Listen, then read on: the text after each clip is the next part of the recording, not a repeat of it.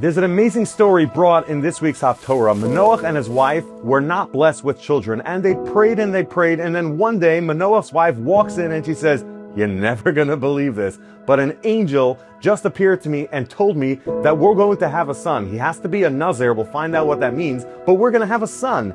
And they are super excited. You could imagine how elated they are, and they're discussing it, and Manoach prays again that the angel should return and give them more information. And sure enough, the angel returns back to Manoach's wife. She goes to let her husband know, and he walks behind her as they go back to the angel. Stop. The Gemara in Brachos says that from the fact that Manoach walked behind his wife as they went to the angel, we see from here that Manoach was an Am Haaretz, an uneducated person, because one does not walk behind a woman.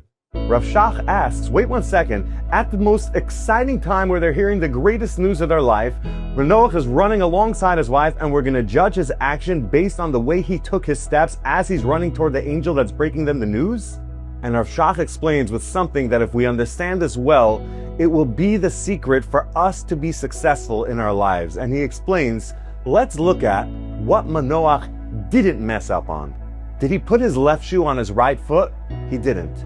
Did he put his hat on backwards? No, he didn't. The reason is because these things came naturally to him, while taking the steps behind his wife was not something that was natural for him, because we are creatures of habit. And when we're under pressure, we always sink to the level of our habits.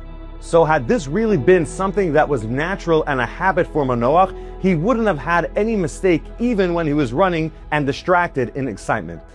And this is our key to growth and success. Don't try to fight your impulses during those big moments, because you'll probably lose.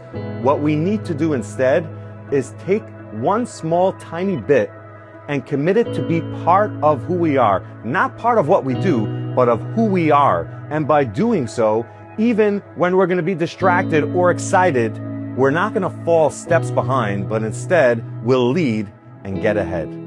Have a great Shabbos.